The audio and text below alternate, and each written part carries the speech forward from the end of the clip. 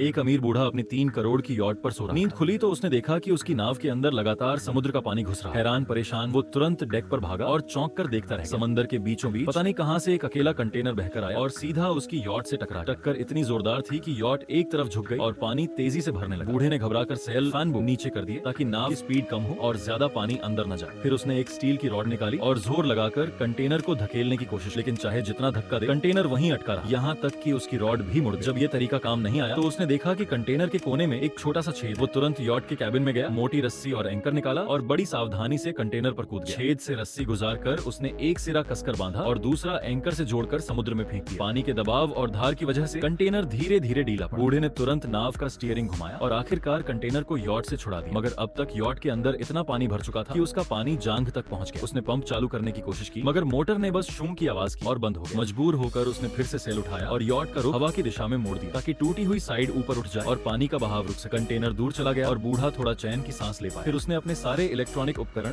धूप में सुखाने रख दिए और यॉट के छेद को गोंद और नायलॉन धागे से बंद। उसके बाद हाथ से पानी निकालने में पूरा दिन लगा। शाम होते होते वो थक कर चूर हो गया, लेकिन जिंदा रहने की चाहत उसे रुकने नहीं दे रही। उसने बैटरी लगाकर रेडियो चालू किया ताकि मदद बुला सके, लेकिन उसमें सिर्फ झी झी की आवाज, सिग्नल बिल्कुल नहीं। थका हारा बूढ़ा खाना बनाने ही वाला था कि अचानक ऊपर से पानी टपकने लगा। वो घबराकर बाहर भागा और देखा कि अब तक शांत समंदर पर काले बादल छा चुके। तूफान अपनी पूरी रफ्तार से आने वाला था।